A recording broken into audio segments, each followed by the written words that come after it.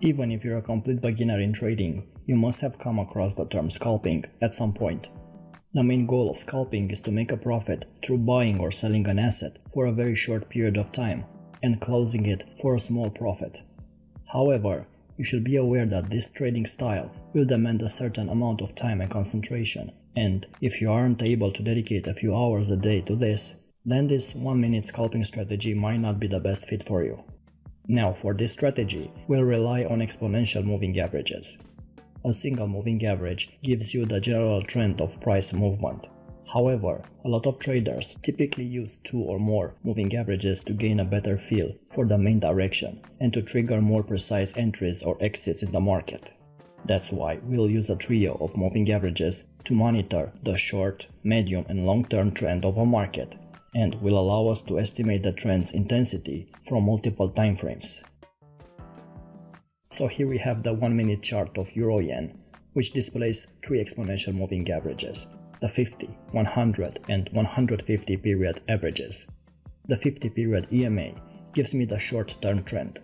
The 100 and 150 period EMAs give me the medium and long-term trends. Of course, this is my preference. I prefer to use longer-term EMAs to try to eliminate the inevitable market noise. Any number of period combinations can be used, depending on the types of setups you are looking for and the time frame you are trading. So feel free to use other moving averages, you don't have to use the exact setup.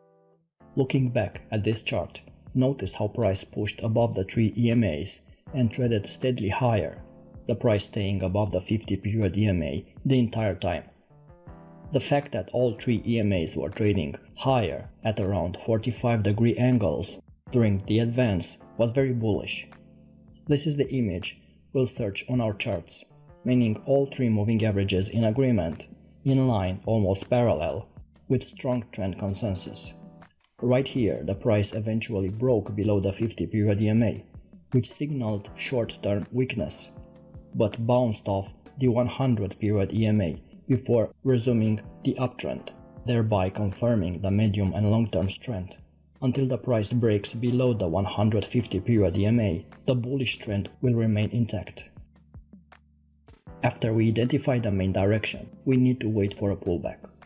So we'll search for a pullback trade to pinpoint undervalued and overvalued entries into established trends. So our goal is to find opportunities when price is considered overvalued or undervalued, as this presents excellent opportunities to buy low during uptrends and sell high during downtrends. The idea of the pullback trade is to buy the market at discount during an uptrend and sell the market at a premium during a downtrend. The goal of the pullback trade is to take advantage of situations when price is in an established trend, either bullish or bearish, and all 3 moving averages are indicating the same direction. Any pullback to the first or second EMA offers a buying or selling opportunity back in the direction of the established trend. This setup is effective because it forces you to buy below value and sell above value, while keeping you disciplined to the existing trend. Now, how to enter a trade? So the first step, the most important one, is to identify the current trend of the market. I know I'm repeating myself, but I want this to be crystal clear. All 3 EMAs must be trending in agreement in a bullish or bearish manner. Ideally, you want to see all 3 EMAs trending at a 45-degree angle, which identifies a strong trend. However, any slope ranging from 30 to 60 degrees will work just fine. The second step involves waiting for the market to pull back to test either the 50 or the 100 period EMA.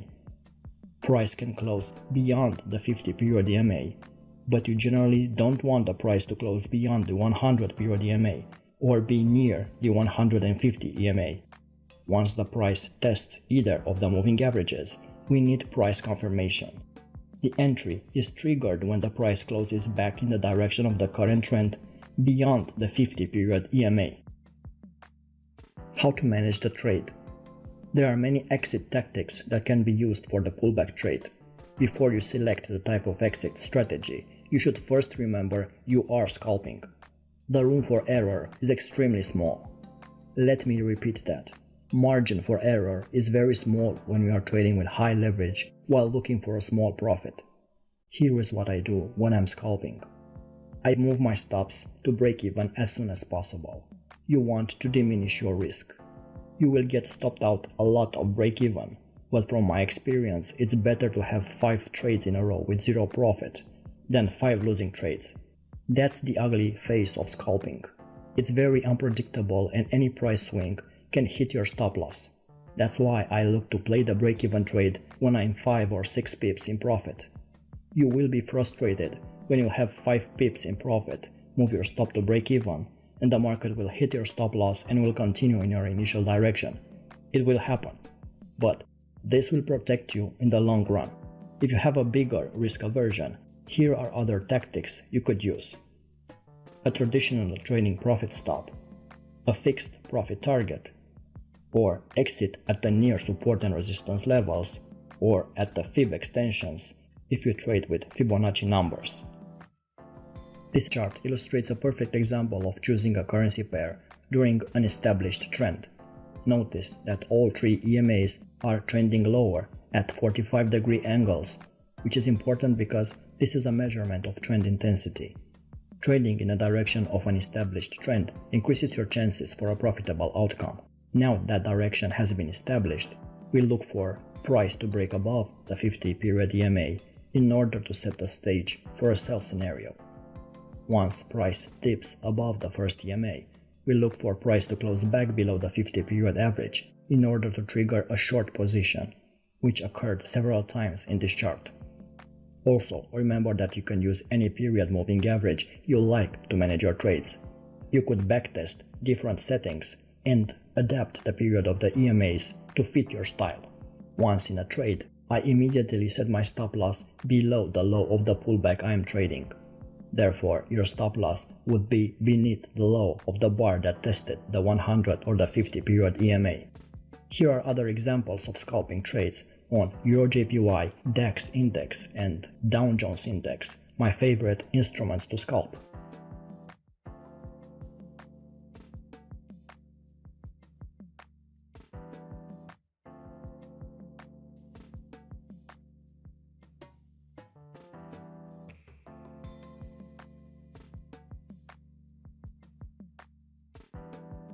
So what's the psychology behind this trading technique?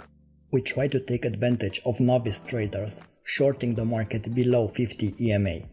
Think about it, we are practically waiting for the price to close below the 50 EMA. But other traders, when they see the price closing below the 50 EMA, they immediately short the market. They don't care about the general trend. They see the price below the 50 EMA and enter short. That's why we wait for the price to return above the 50 EMA. We want to have trapped traders below us to fuel our long positions. Where are the stops of the traders shorting below the 50 EMA? You guessed it, above the 50 EMA.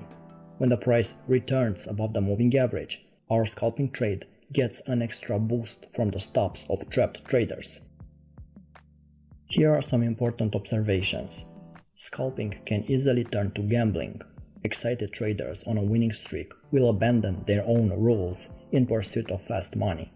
If this happens once, it can easily happen again. Being impulsive is one of the most undesirable traits for Forex scalping. That's why try to improve your discipline and self-control before attempting scalping.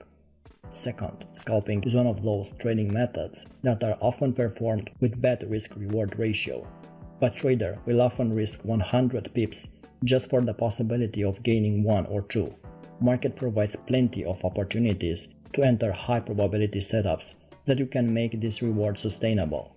Unfortunately, this trading style also means that days and weeks of profits can be wiped out with relative ease. Few bad trades in a row can therefore produce substantial losses.